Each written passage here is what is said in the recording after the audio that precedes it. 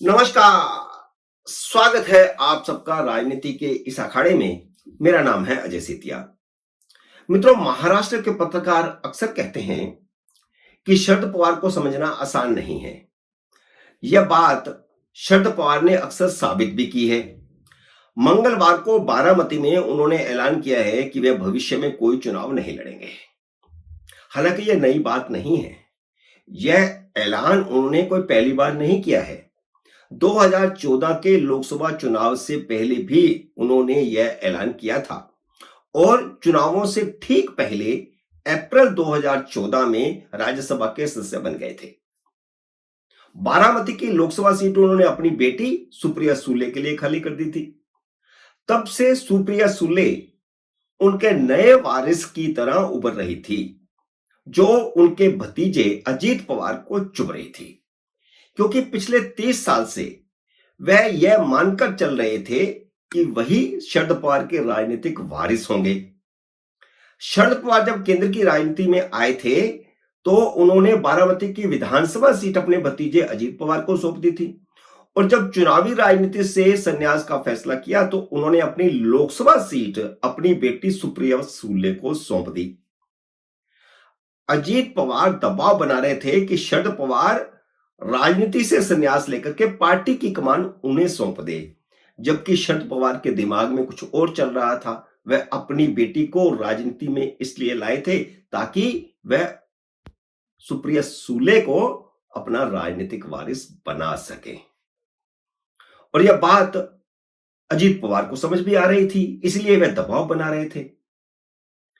पिछले साल 2 मई को जब शरद पवार ने पार्टी के अध्यक्ष पद से इस्तीफा दिया था तो वह इसलिए दिया था ताकि अजीत पवार की अध्यक्ष बनने की महत्वाकांक्षा पर पानी फेर सके, जो लगातार उन पर अध्यक्ष छोड़ने का दबाव बना रहे थे। पवार के इस्तीफे की घोषणा होते ही उनके समर्थन में धरने प्रदर्शन शुरू हो गए। यही पवार की रणनीति थी। बाद में अपना इस्तीफा वापस लेते हुए उन्होंने अपनी बेटी सुप्रिया सुले और प्रफुल्ल पटेल को कार्यकारी अध्यक्ष बनाकर अजीत पवार की उम्मीदों पर पानी फेर दिया था। अजीत पवार ने अपनी राह खुद बनाने के लिए ठीक 2 महीने बाद बगावत करके पार्टी पर दावा ठोक दिया। यह सब आपको घटनाक्रम याद होगा। बहुमत विधायक उनके साथ चले गए और पार्टी पर अजीत पवार का कब्जा हो गया। अजीत पवार भाजपा शिवसेना सरकार में उप मुख्यमंत्री बन गए, लेकिन 2024 के लोकसभा चुनाव में शरद पवार ने नई पार्टी बनाकर अजीत पवार को मात दे दी। अजीत पवार लोकसभा की सिर्फ 1 सीट जीत पाए, जबकि शरद पवार 7 सीटें जीत गए। अजीत पवार की पत्नी सुनेत्रा पवार को भी सुप्रिया सुले के सामने हार का मुंह देखना पड़ा। अब अजीत पवार को विधानसभा में हरवाने के लिए शरद पवार ने उन्हीं के भतीजे यानी भतीजे के भतीजे योगेंद्र पवार को उनके सामने खड़ा कर दिया है। योगेंद्र पवार के समर्थन में ही रैली को संबोधित करते हुए शरद पवार ने चुनावी राजनीति से संन्यास का दाव चला है।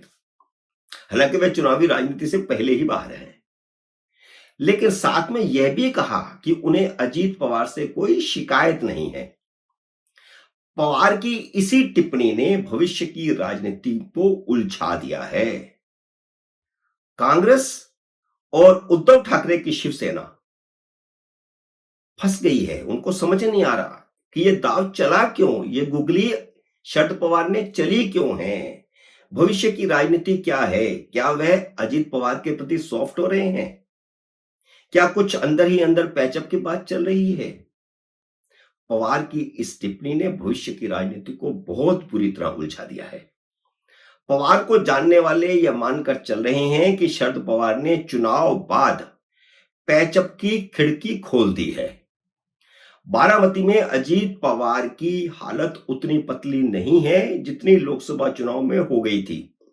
बारामती विधानसभा सेगमेंट से उनकी पत्नी सुनेत्रा पवार 48,000 वोटों से हारी थी, जबकि पिछला विधानसभा चुनाव अजीत पवार जब शरद पवार उनके साथ थे तो 1,65,000 वोटों से जीते थे और 48,000 से हार, इसका मतलब 2 लाख वोट अजीत पवार के खिलाफ जा चुके हैं। लेकिन अब स्थिति थोड़ी बदली है। लोकसभा चुनावों की बात अलग थी।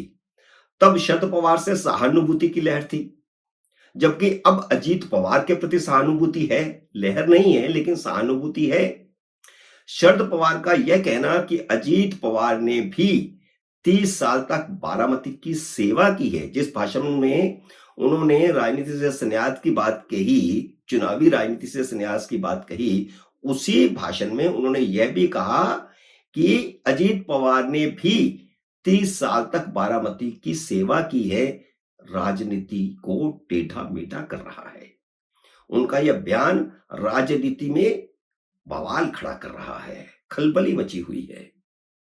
जब वह अजीत पवार के खिलाफ उन्हीं के भतीजे के समर्थन में प्रचार कर रहे थे, तो उन्होंने यह क्यों कहा कि अजीत पवार ने भी 30 साल तक बारामती की सेवा की है और उनको अजीत पवार से कोई शिकायत नहीं है, जबकि अजीत पवार ने तो उनकी पीठ पर वार करते हुए उनसे पार्टी ही छीन ली। 30 अक्टूबर को पुणे में शरद पवार ने बिना कोई शब्द चबाए पार्टी तोड़ने और परिवार में फूट डालने के लिए अजीत पवार की जमकर आलोचना की थी। तो फिर ये 5 दिन में क्या हो गया? हुआ ये कि इसके बाद अजीत पवार ने यह कहकर एक तरह से माफी मांग ली थी कि सुप्रिया सुले के सामने अपनी पत्नी सुनेत्रा को चुनाव मैदान में उतारकर उन्होंने गलती की थी। और इतना ही नहीं, अजीत पवार ने अपनी मां के माध्यम से शरद पवार को मैसेज भेजा था कि अजीत पवार के सामने उम्मीदवार खड़ा न किया जाए, लेकिन शरद पवार ने उम्मीदवार खड़ा कर दिया और उन्हीं के भतीजे को कर दिया। तो क्या शरद पवार ने इसलिए बारामती में अजीत पवार के प्रति नर्म रुख अपनाया है क्योंकि उन्होंने अपनी गलती मान ली है? क्या अंदर ही अंदर कोई खिचड़ी पक रही है? अगर शरद पवार चुनाव हार गए तो भाजपा के रास्ते का कांटा निकल जाएगा, जो चुनाव बाद मुख्यमंत्री पद के दावेदार हो सकते हैं। लेकिन अगर वह चुनाव जीत गए और शरद पवार ने उन्हें माफ कर दिया होगा, तो उन्हें मुख्यमंत्री बनवाने के लिए शरद पवार अपने विधायकों से अजीत पवार का समर्थन दिला सकते हैं। चुनावी सर्वेक्षणों में उभर कर आ रहा है कि सत्ता संतुलन शरद पवार के हाथ में आ सकता है। तो इसलिए शरद पवार के इस बयान से कांग्रेस की और उद्धव ठाकरे की शिवसेना की नींद हराम हुई पड़ी है कि चुनाव के बाद शरद पवार क्या दांव चलेंगे। सवाल यह है कि अगर ऐसा हुआ कि पैचअप हो गया और पवार परिवार में फिर से एकता हो गई, तो महाराष्ट्र की राजनीति में पूरी तरह बदलाव आ जाएगा। जो अब दिख रहा है वैसे समीकरण तब नहीं रहेंगे, जैसे गठबंधन अब दिख रहे हैं वैसे गठबंधन तब नहीं रहेंगे। मित्रों, उम्मीद है मेरा ये वीडियो आपको पसंद आया होगा। इसे लाइक और शेयर कीजिए। अगर आपने मेरे यूट्यूब चैनल को अब तक सब्सक्राइब नहीं किया तो कृपया सब्सक्राइब करके अपना आशीर्वाद दीजिए। जल्दी मिलते हैं अगले वीडियो में किसी अन्य विषय के साथ। तब तक नमस्कार।